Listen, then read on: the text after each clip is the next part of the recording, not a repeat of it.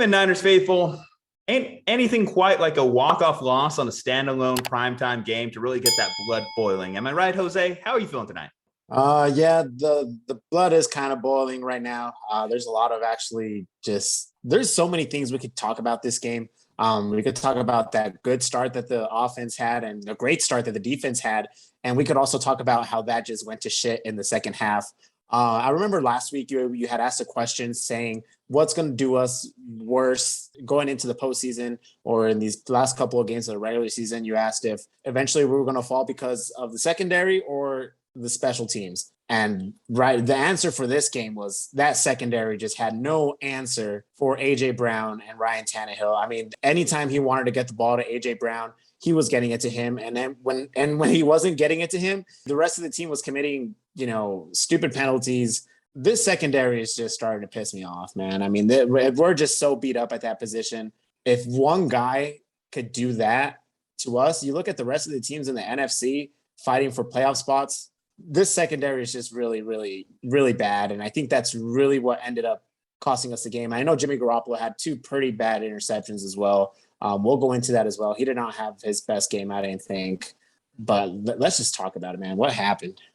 All right, let's parse that. Let's unpack that a little bit. Let's start with the secondary there. Josh Norman, Ambry Thomas, none of those guys are able to cover AJ Brown. And this is a problem that the Niners are just going to have to deal with. There's just no way around it. This is the secondary we have the rest of the season. And we said very early on in the season, this was going to be our ultimate undoing. That was before the special teams completely decided to just take a shit on themselves, basically. But no, the secondary, this has just been a long-running issue of the 49ers, and why the Niners haven't been able to address this at any point is beyond me. I mean, I guess you could say they tried to draft some guys. We got Demo, we got Ambry, but as of this moment, neither of those guys are just good enough. Ambry's not good enough. Deebo's not good enough. And Josh Norman, veteran, our only veteran presence right now in the defensive backfield besides K1, he's not good enough. And you do look around, like you mentioned, the possible matchups we could find ourselves in. If we line up round one against Tampa Bay, I know thankfully, I don't wish injury on anyone, but at least they're not rolling out the same unit that they were rolling out to start the season. They're not rolling out Godwin, Evans, AB, and Gronk, but they still got AB. I think they should still get Evans back by the time playoffs around. And as we learned, one of those guys is already better than the entire defensive backfield of the 49ers combined. We saw Aaron Rodgers pick us apart earlier in this season. And while I still maintain that that's the playoff matchup I would like most for the 49ers, I still think that is not behooving in our benefit at this exact moment, given their talent at the wide receiver position. And then Cardinals. What if we get the Cardinals or the Rams? Yes, we own the Rams, sure, whatever. It is what it is. But still, they have talent at wide receiver, and we have a lack of talent at DB. That is why I'm concerned for the 49ers as we progress. Starting off the Jimmy Garoppolo talk. Obviously, again, we're pro Jimmy. We like Jimmy. Jimmy's been the best thing the Niners have done relatively in the last couple of years. I mean, just in terms of like when he's on the field, the numbers speak for themselves. We're talking about 30-14 now versus 7-28, I believe, is what it's gone to. So yeah, notable difference whenever Jimmy's in the starting lineup versus when he's not in the starting lineup. And as far as tonight, yeah, he cost us. He cost us. I mean, he cost us points. There's at least 3 points with the pick in the end zone there. And there's the 7 points that would have been almost assured had he just hit Kyle Juszczyk.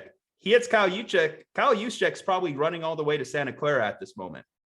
He was the purest definition of wide open you could ask for, and you miss him. So that's at least a 7-point difference there when you consider we settled for no points on the interception, and then we settled for a field goal on that particular drive. And if you're up 17-0, that's a completely different ball game than going up 10-0 in the second half there. And then the second interception he does throw is, of course, the one that leads to a short field touchdown for them, which eventually ties the game 10-10. This is not a good day for him. Slight redemption at the end, of course. I did say Jimmy Garoppolo was going to have a big drive in this game. I thought it was going to be a game winner drive, but unfortunately, it was just enough to tie the game late there at 17-17. They were able to drive 95 yards. Big play by Deebo Samuel. Glad to see that he was out there on the final play. And let's just have a little fun with it. At least we can say this. That last play they came up with, the laterals, at least that was somewhat fun. That was not as much of a nothing burger as most of them are, I guess. I mean, how did you ever think it had a chance? Was there at least a little bit of whenever they first started like pitching it back, when they first pitched it back, you're like, wait, who's on the other side for Tennessee? Yeah. And then right? I mean, you would say this. Okay, so we always talk about the Yak Bros. We always talk about Ayuk. We talk about Deebo. We talk about Kittle, right? So technically, wouldn't we have the right personnel if one of those was ever going to work? Guys who can grab the football and just make a play with it. I mean, Deebo, yes. He on that like drive before when he took that one like 50 some yards on all by himself, basically. Even Jimmy Garoppolo gets the ball again in that whole mess of chaos there. I was just hoping, who knows, maybe Trent Williams gets this thing and just runs with it.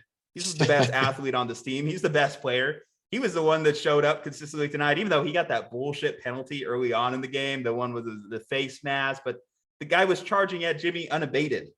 What's he supposed to do? No, yeah, I'm right there with you. I just think as far as this game goes, I think it brings up a lot of the major concerns moving forward if we do end up getting into the postseason. Look, as far as getting into the postseason, this game doesn't really affect us that much. Yes, it hurts us if we wanted a chance to get the 5 seed. Beat Houston, you're in. Beat Houston and you're in. Yeah, and if we can't beat Houston, then you don't belong. Yeah, we probably get out of here. Yeah. Just don't even bother showing up to the playoffs if you don't beat Houston at home in your last home game of the year. But I mean, it wasn't a must win. You know, it would have been nice to get this win. It would have been a signature win, I think, going on the road on a short week.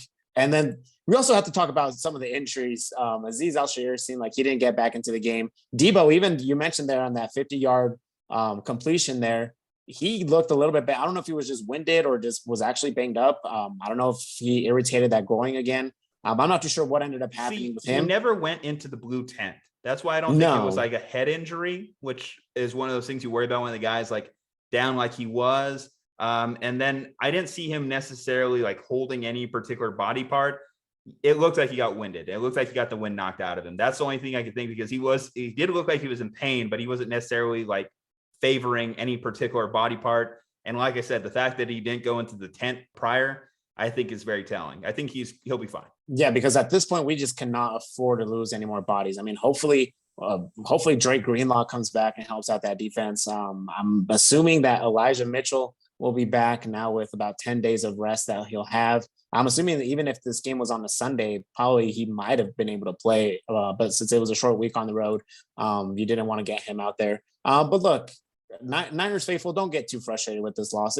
I know it's a tough one. It's a tough pill to swallow right before Christmas as well. But I mean, you know, you beat Houston, and then, you know, you go into that Rams game, potentially you could end their chances of still winning the division. They could still win the division, by the way.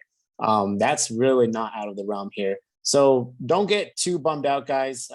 I know we wanted to win this one, but we're on to Houston, I guess. We're on to Houston. Good way to end it there. A little Belichickian. Though we've said that before after a loss. Again, I hate that the loss videos are more likely to blow up than the win videos, but perfect remedy. If you're watching this in sorrow, if you're watching this in despair, just hit that subscribe button. That way, the next time they win a game, you'll be here for the win video, and you can like that one, and you could comment on that one. By the way, speaking of commenting, comment below what you think was the biggest shortcoming in this game. I expect we're going to see a lot of Jimmy Garoppolo comments from Juju Talk Sports, Jose Carrell. We're 49 Reasons to Listen to right here. We will see you next time.